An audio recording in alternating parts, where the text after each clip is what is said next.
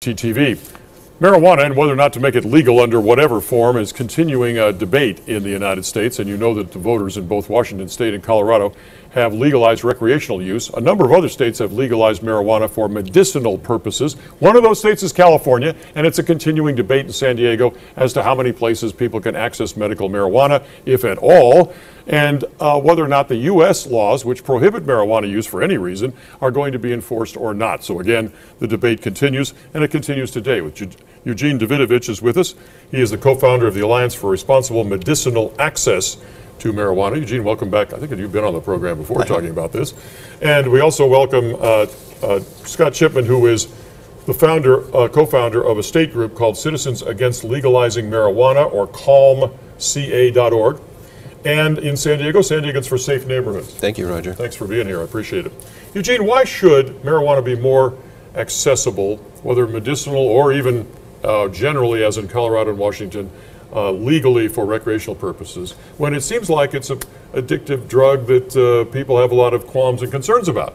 Well, I have several sort of issues with that question itself. I think the latter part of it, the fact that it's an addictive substance, is up for debate. I think that very little percentage of addictiveness is a part of that 9% or less, I think, is, let me just show you the current statistic. I wonder if we can show this graph.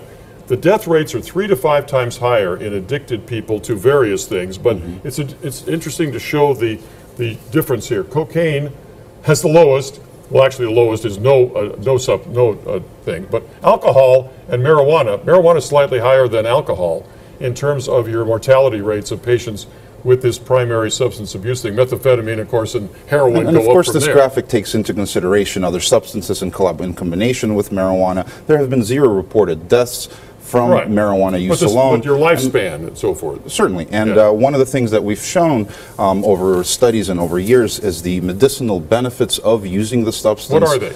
They are to treat a slew of different conditions, including multiple sclerosis, Parkinson's, PTSD, the list goes on and on. In 1996, the voters of California allowed that use for specific conditions, as well as putting the issue between the doctor and their patient, so that whatever condition for which marijuana provides relief under the doctor's supervision and under the doctor's purview can be recommended and used for the patient to treat a very serious illness. And that is what we have in the state. Since then, the state legislature has been working towards creating local regulations and local guidelines for how that medicine can safely be accessed. And finally, after 15, 16 years, the city of San Diego has passed regulations for where well-regulated, good neighbors, good responsible facilities can provide medicine to folks who legitimately need it under the law. We're not talking about recreational use here. What we're talking about is sick and dying patients getting access to something that helps them live.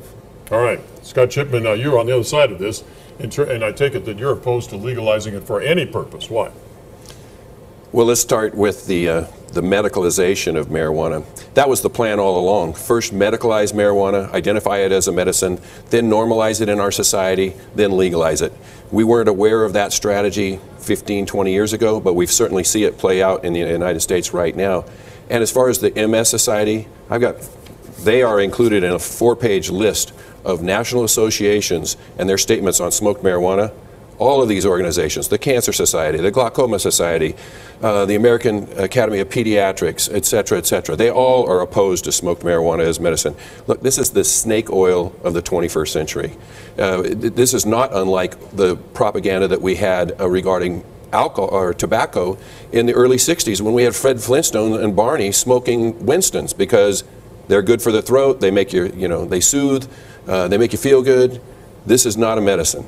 What Mr. CHIPMAN is talking about is 21st century reefer madness propaganda. Cannabis is a safe substance. It does not have the type of impact that Mr. CHIPMAN talks about. The organizations that he discusses, it's simply not the case. The multiple sclerosis issue right here in San Diego, the University of California at San Diego, the Center for Medicinal Research has conducted double-blind, peer-reviewed studies that proved smoked cannabis helps better than any other medicine currently on the market with spasticity related to MS, for Parkinson's disease, for the dyskinesia associated with the medicines that patients take. Nothing stops the shaking better than a little bit of cannabis oil under the tongue. This is not a snake medicine or whatever it is that you're referring to. We have thousands upon thousands of studies from across the world, including other countries right now in Israel, including studies being started up again right here in the United States that have shown in the past and that will continue to show the medicinal benefits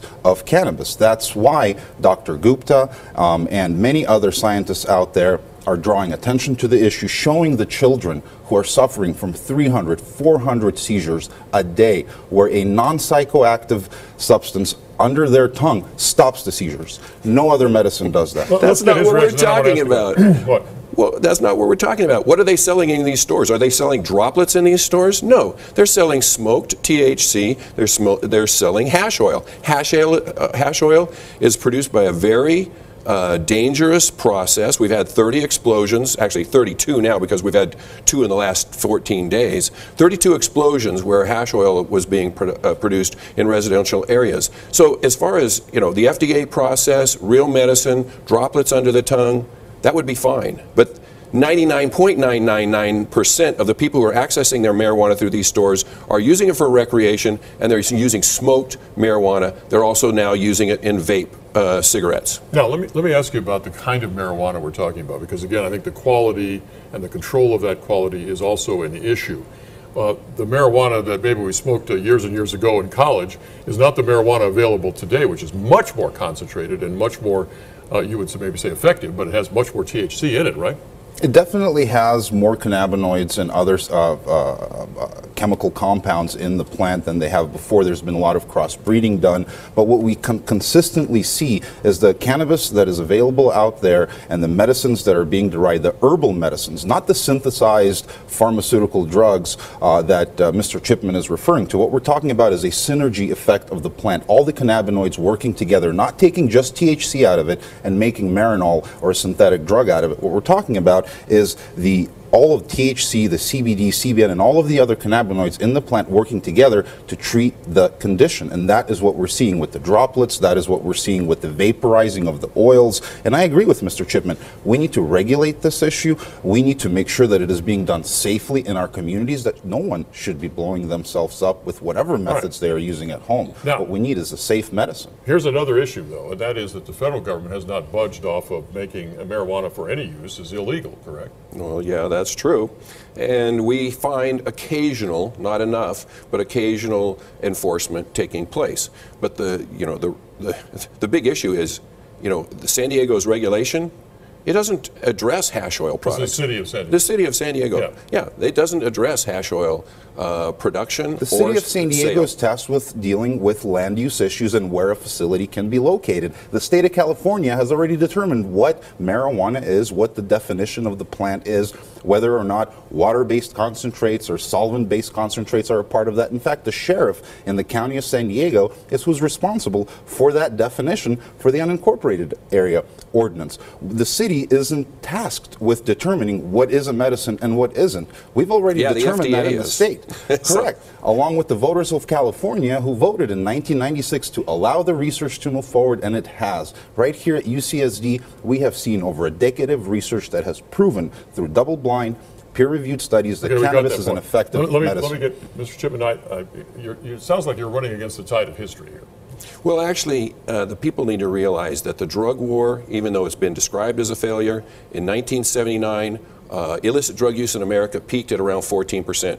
Because of peer pressure, because of say no to drug programs, that percentage went down to 6%. So we've seen drug use go up and down, and certainly this is a time. That's for all drugs, though. Not that was for all illicit drugs, but right now, since 2007, the amount of use of marijuana has increased the percentage of people who are using illicit drugs in the United States. So it's increasing. It went from 25 million down to about 7, 8 million. Now it's back up to around 20 million people. And this is a very bad trend. We have to ask ourselves, what kind of society do we want to live in? Do we want to live in a doped out, tuned out society, unmotivated, stoned? Like even Lady Gaga And again, that reefer madness propaganda. No, we got 30 seconds to go.